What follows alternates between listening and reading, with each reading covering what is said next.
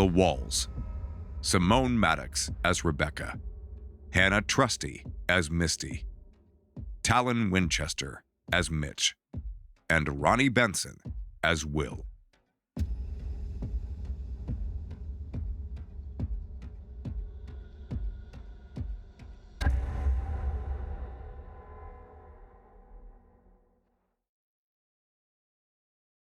I was thinking about firing him. God bless the kid was trying his best. At this point, a third of his paycheck was going toward bologna and a pack of underwear. Maybe he could pass off tools. Nah. Maybe he could be a designated driver. But he'd be only driving the vehicles 20 feet at most. Does he even remember what's inside a transmission? I soon returned to the floor where Misty and Rebecca were tinkering with an ambassador. I glanced over to Mitch, who had been sitting in the same corner before my lunch break. His legs were like a table stool, holding his book up to reading level. He eventually noticed me walking over his way, but I'm sure a 230-pound beach ball is among the more conspicuous things. "How's the book?" I called out. All right. I can already tell who the killer's gonna be, he said, putting his book down. "Well, I gotta save some hours, Mitch." What else do you need done? "We can take care of it from here. I appreciate your help, buddy." Though I meant well by the comment, it seemed he took it the other way. His face collapsed into sadness, almost reminding me of my old dog Gumbo when I'd deny her a chicken leg. And just like how she'd break me down, I pulled out a 20 and cupped it in his hand. Would it be all right if I hung around here, Will? I mean, I don't want to take my bike out in heavy traffic. I knew he was bullshitting. In this dinky-ass town, the most traffic you'd get would be 10 cars if you were lucky. I believe he was terrified. Of what? I wasn't sure. Loneliness? Depression? Living? My theories were infinite. "Sure, buddy. But if you're going to wait around, let me drive you home." Can I crash at your place tonight? Now, how do you find enjoyment hanging around an old fat ass like myself? 52 years is not that old. Mitch, I have kids who are your age. What are you, 28? Mitch couldn't help but giggle. And he'd do it at the timeliest moments. He was infectious that way. Shit, you're ancient, Grandpa. I playfully pointed at him with a teasing stare in my eyes. Now, you don't have to agree with me. I'll be 27, by the way, in November. That's coming up quick here. You doing anything with family? Well, none of them will talk to me still. He had that puppy dog look again, and it appeared to have a stronger grip this time around. I don't think he was ever deliberately sad. It just kind of happened by circumstance. "Hey, we'll do something." I pitched in, hoping to erase that sourpuss of a look he had. Now, whether it made him feel better was an entirely different case. I'd have to win the lottery to possess that gift. Thanks, Will. Hey, Will. Misty blurted. She and Rebecca were rarely stumped, so I was perplexed when I saw them gawking downward at a heated transmission. "What's up?" I asked with a fuck ton of trepidation. "She fried it," Rebecca bluntly stated. Shit fire to save the matches. I did not. "Is it going?" Becky, that could mean a number of things. Misty slightly trembled when I looked in between her and Rebecca. I could see somebody had smoked the shit out of the transmission. Clearly a clamp had been left on the hose, which kept the fluid from circulating properly. "Did you leave the clamp on?" I frantically asked, trying to start the damn thing. It was an accident, Will. "Is that what you're going to tell Maria?" I walked 5 or so feet away, recollecting my thoughts. "Damn it! We don't have the money to replace it." From the corner, Mitch suggested, Can't we grab some spare parts in the back? "This is an AMC Ambassador, kid. They stopped making these things 2 decades ago." I didn't mean to, but I did get a bit abrasive toward him. And there it was. There it fucking was. Eyes drooping, frown hanging, loss of eye contact, the kid's signature, trademark, whatever you want to call it. That puppy dog look. I wanted to slap that boy alongside his head. He's intelligent, funny, charming, yet he amasses these idiotic thoughts, ignorant to the world around him. And that is his choice. I love that kid too damn much. "I'm sorry," I pleaded to Mitch. "I'm just frustrated." I then turned to the 2 women. "How about this? My mom has a slightly older model, probably a couple years. I can drive on over tonight and check it out. If it's the right one, I can install it by the afternoon tomorrow." "That's it, boss?" You want me to come in tomorrow, since this is my mess? No, you don't either, Becky. I added in as a way to deflect some of the blame off of Misty. I better not. I already have plans. It's the thought that counts, right? I'd like you both to come with me to my mom's, though. After I said that, it was like bursting a bubble. It was comical watching Rebecca illustrate her feelings. This isn't my fault. You both were on the floor. It's only fair. Well, I can't tonight anyway.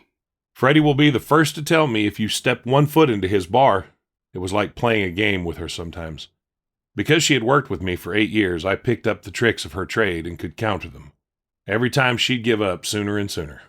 How far is your mom? With a cheeky grin, I answered, 2 hours. If Mitch had a trademark on sympathy, Rebecca had a goddamn patent on how to facilitate anger. Fuck, I can't be wasting a couple hours like this. You're right, Becky. You can actually waste a couple hours. If Rebecca could retort, so could I. 2 hours there, 2 hours back? We better get going. The three of us began closing shop, packing and bundling up when Mitch chimed in. Can I come, Will? Down, boy, down. That's what I wanted to tell him. I can only afford to have 3 people on the clock. I'd start heading out now before it gets dark. You don't have to clock me in. I mean, I got nothing better to do. Sarcastically, I concluded with, guess we're bringing the whole family. We were 80 minutes out on a desolate stretch of road. As a peace offering, I gave the passenger side to Rebecca. There she could isolate her temper from the rest of us. Misty had her eyes shut, so it was really down to Mitch and I to entertain us. How long has your mother lived out here, Will? Since my divorce, I want to say 4 years ago. So, you and Rhonda were married for 25 years. How do you know that shit? I just did the math. Of course you did. From the horizon came a shape of a building. My first thought was pissing. Second thought, eating. Third thought, don't fuck anything up. Hey guys, I need a piss break. Want to pick up some food? My little announcement woke Misty up. When's your mom expecting us? I didn't call her, so we're not pressed for time. As I drove on closer to the building, the sun highlighted its disfigurement. For some reason, I was hypnotically infatuated with its decrepit shape. It had been abandoned, nothing left to tell its story. Even the sun, with all its hope and power, was leaving it behind. The night would soon coat it in frost and imprison it in nothingness. We kept on, and the sun plummeted and plummeted. The shadows of dusk tore away what little purpose the place had left, all down to a hollow husk. We were just a few more yards away when I exited off. I don't think that building is open, Will. Rebecca was only becoming more agitated, and I only became more playful as a result. Don't you want to check it out? It's probably full of dead people. Jesus Christ, Will, I want to go home. I get it. You're lonely. But using your payroll to buy friends is not healthy. That record scratch was heard all throughout the world. She had taken something. I held close to my chest. Us. Our friendship. I kept thinking in those moments, is that why I'm broke? Am I trying to buy acceptance from those who help normalize my being? Mitch. Mitch, I want to tell you it's all right. That life is how you perceive it, not how others perceive you. I took a quick glance at him, and I didn't know why. In retrospect, I wanted him to have a spiritual breakthrough. I knew if I fell apart, he would crumble to ashes. His assurance in life was predicated on how my mental posture was structured. Independence was a doorknob away for him. All he had to do was think it. I came to realize when I kept staring, I was looking at myself. Different face, different time, same soul. Meanwhile, Rebecca had pulled out a carton of cigarettes. You can stop here, She said, getting her lighter ready. Got it. As soon as I parked outside the building, I completely disengaged by disassociating from any and all conversation. Rebecca and I simultaneously rushed out of my car, each heading in our own direction. We were escaping from the mounting pressure cooker. I headed into the building so I could avoid any views of my spur-of-the-moment life crisis. Inside, it was hauntingly spacious. Like if ghosts could have a room to fly, this would be the place. A place where anyone's whisper can stir the loudest echo yet. Across the room was a door, open slightly, that appeared to be waiting. Beyond it was a descending staircase, and to the right of the most bottom step was another door.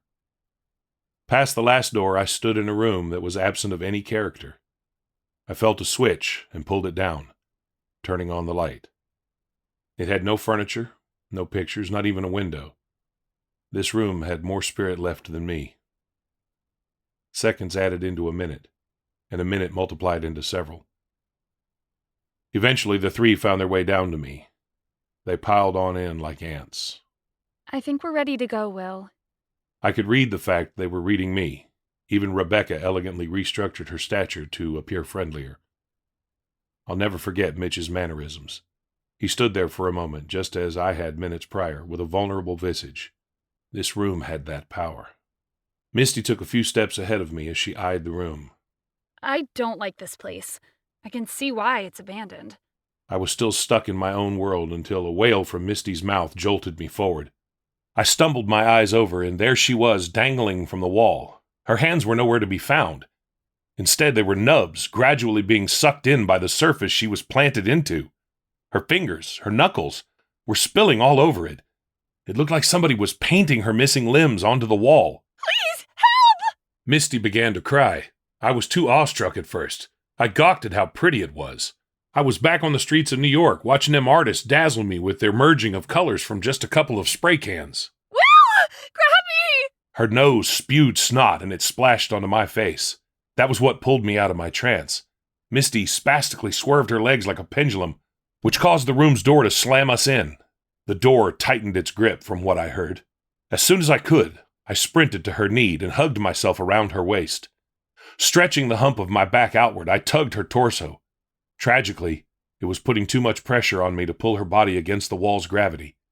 That ended up bruising her insides. Her veins were shaping the surface of her skin in a pool of purple. Her right shoe flung off her foot across the room in a frantic motion. Pull me! Pull me! It was increasingly difficult for her to position her head farthest from the wall. She slung it back so far she mistakenly catapulted it onto the bulwark-like organism. Misty's face had been soaking in a shower of sweat, which was now oozing all over the wall. She was unable to breathe as it gorged her front view. Digging into the depths of my flesh, she dragged her right toenails down my chest, causing it to bleed. Because of that, I collapsed to the ground. I struggled to look up to witness her swinging legs losing to that grip. Second by second, more of her corpse scattered across the wall as she bastardized it with the shape of her body. It was too chaotic for anyone to do anything on command. Mitch started running for the door. "Don't touch anything!" I jumped up and tackled him to the ground. Let me go! He yanked on my hair, trying to bang my head on the floor, but Rebecca inserted herself in the middle of our strife. That gave us a chance to cool off and catch our breaths. "Both of you, you're not allowed to touch anything in here," I ordered as I made my way back up on my feet. Mitch was squeezing his arms to stop himself from shaking. Is that her? Rebecca was stolen for an instant when she had scanned the spot where Misty was pulled in. Misty was in the wall, trapped in a single moment of time. Forever. We all were. Misty's right shoe was the only piece of her existence left. I picked it up and headed on over to the entrance door. I gently rubbed her shoe against the doorknob and let go. It dangled back and forth as it was sucked in, curving in a circular motion within the object. No. Please, God, no. Mitch's voice was starting to crack beyond words. His eyes were submerging in tears. I knew when I saw him then. He was undraped. This was the most terrified he had felt in all of his life, and the most humiliated when he gazed at me in his most fragile state. He backed up in a quivering shift when I gazed back. He was a turtle without a shell. He eventually took his hands to shelter his face. But I felt really compelled at this time to do something I normally don't.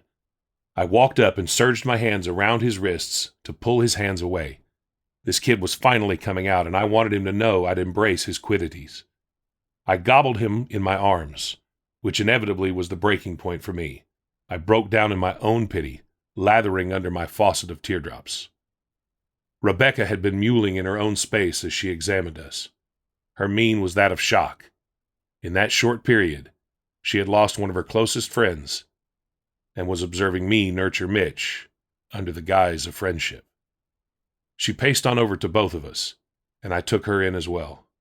We all formed this impregnable circle, a circle in which would fight back any anguish, any conflict that would otherwise assail each and every one of us if we were to disband.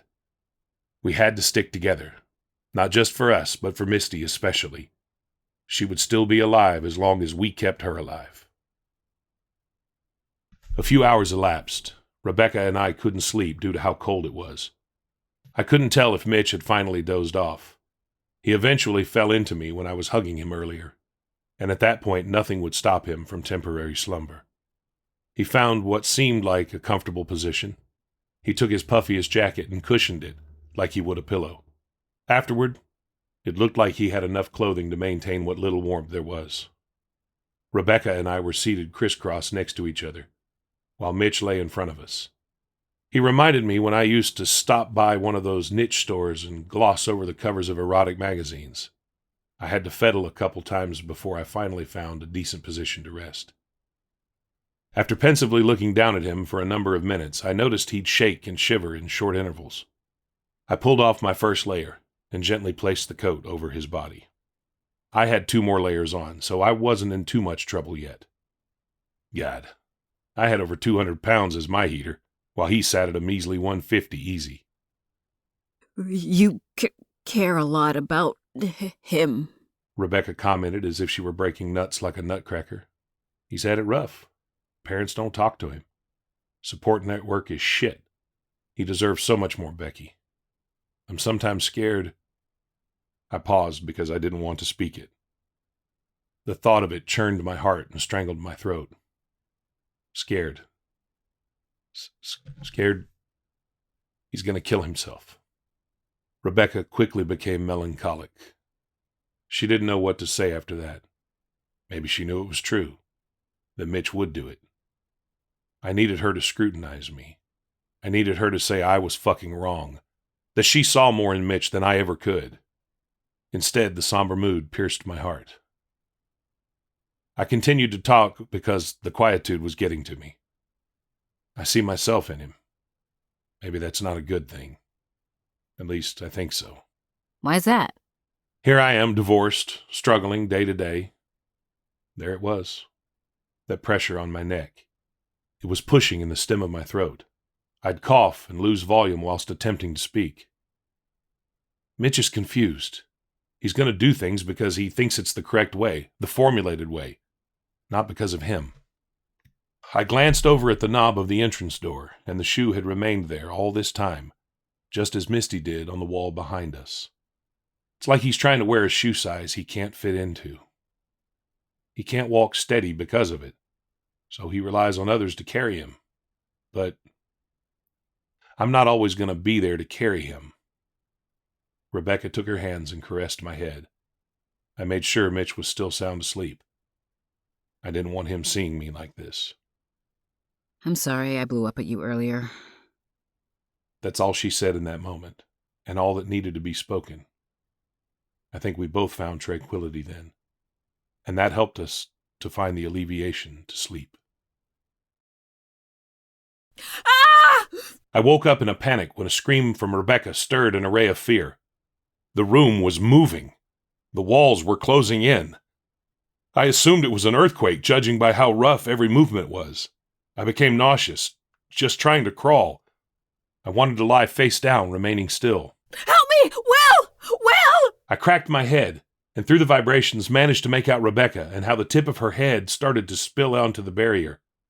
Her hair streamed upward, almost yanking her when she tried to pull away. It won't let me go! Will! I couldn't see clearly, or move in a straight direction, so I just sat there, nailing myself to the ground. I feared any little movement I made would lead me fumbling and colliding with any part of the walls. But fuck if I could still hear. It hurts! I can't breathe! Her eyes were plastering onto it while her nose and mouth both gasped for air. Will, please! I couldn't stop my tremulous thoughts. I had to act. I had to save her. I grabbed her thighs and in a moment of pandemonium, jerked her my way, hoping I could somehow pull her out. The bottom half of Rebecca's nose flew into my mouth as her head shattered into a shitload of tiny chunks. The rest of her body flung up and wrestled me to the ground with a fountain of blood squirting directly into the nostrils of my nose and the sockets of my eyes. From there it bled into a natatorium, The gore swam down to the rim of my pants and seeped through to my drawers. My cap went from orange to a sunset red. Mitch woke up coughing uncontrollably. A mouthful of blood had leaked into his mouth, causing him to gulp a small amount. He didn't realize the walls had been enclosing, shrinking the room's perimeter down incrementally. Mitch! Mitch, watch out! I leapt over to lift him off his feet. From there, I dragged him and I over to the center where, like a marionette, wrapped his arms around my shoulders as I plopped us down crisscross. Next, I used my thighs to lock in his lower half up against my belly. Keep in mind, he couldn't stop coughing and as a result, kept spitting out the blood to open his airways. Mitch, I need you to hold on. Choke me if you have to. Squeeze me. The walls continued to push inward, and I continued to tighten my hold on the both of us. Don't extend outward, buddy. You hear me? Push everything into me. Everything you got. Mitch didn't combat anything I demanded. The blood was rising in level as the room contracted. I shoved Rebecca's corpse against the moving beast to try and stop the flow of blood while giving us more space. It, of course, sucked her in, and I was praying at the very least it'd slow the speed at which these things were migrating. The room's size diminished so much, Rebecca's blood had nearly all 4 of our legs engulfed in a sea of red. We were less than a foot away from our backs making contact with the walls when a bombastic crack from the ceiling had made them recede at an accelerated rate, like the speed of a bullet. The blood splashed up against the walls where it graphically cemented. Mitch and I held on to each other for an extended amount of time before I finally glanced up and scanned the room. It was smaller than the original perimeter, but much bigger than it had been minutes earlier. There was now a small opening on the ceiling that was right on the wall's edge. I guessed that the sun was rising at one point. Whether it was actually the case or just my fantasy, I pictured that old decrepit building again. This time, it'd be finding its purpose with the sun's light shining ever so brightly upon it, dusting off whatever frost came its way the preceding night. That was going to be us soon, I told myself. That Mitch and I could take a hot shower, have a good meal, grab a drink, and become bestsellers. I blinked my eyes and gained consciousness before Mitch could stop his teeth from chattering. Both he and I were freezing, and the stained blood wasn't making it better. It was damp and sticky. I read it in a book. His exhales were more strenuous, I noticed, while his inhales were done in 1 second. Breathe, Mitch, breathe, I interjected. I placed my hand over his back to monitor his intake and the pace at which he was performing it. In a book I read, sometimes the best way to keep warm. Again he stopped, trying to breathe again. Is naked. We need to be naked. Huddled together, you mean? I asked to confirm. Mm-hmm. Yes. This blood is making it worse. He proceeded to take his main and additional shirt off, leaving him bare-chested. He started to rub his arms up and down in a rapid motion as I took my shirts off. He stood up wobbling because of how uncomfortable the residue was from all that blood. He had difficulty unbuttoning his jeans due to the slippery substance, so I undid his jeans myself and aided him in taking them off. Let's leave our underwear on, I awkwardly mentioned when I took off my own pants. We were practically nude with the exception of our shoes, socks, and boxers. I still kept my cap on because it gave me warmth where normally there wasn't any. We pushed up against one another. I took my head to hover over his, so that my exhales would wrap him in a warm cocoon when he'd squeeze my chest. He indirectly taught me something about himself. He would count religiously whenever he dealt with anxiety. I thought about it when he initially counted the lines on the door frame, and then he counted the shoelace holes on both my shoes. And I figured it out when he blatantly rubbed and poked at my boxers to count all the turtles that were on that pair. How many did you count? I playfully asked. Mitch looked up with that puppy dog look. Sorry. Why are you sorry? That's a great way to pass the time if you ask me. We both genuinely laughed. I felt so numb to my surroundings and drained of energy that I proceeded to just laugh. It distracted myself with a fun and comedic situation. My banters with Mitch sometimes gave me that relief. For the first time in quite a bit, I saw him happy. So happy he couldn't stop grinning and having short bursts of joyous sounds. Remember how I wrote earlier he's infectious? Well, he fucking infected me with so much damn charm right there. That smile was beautiful. We both reveled in that time we spent together, staring, giggling, and realizing who we were. All that until his dick shot out from underneath his boxers and jabbed me like a knife. He caught his breath and instantly disconnected eye contact, while I looked down and saw point blank how he really felt. He also aimed his eyes downward, but refused to say another word. He was trying to hide, like the recluse he can be. "Where are you, Mitch? Don't go." I tickled his chin to get his attention. I don't know, Will. I'm very sorry. "Why are you sorry?" Because "Why are you sorry?" I want to go home. "Why are you sorry?" He didn't reply after I asked that last time.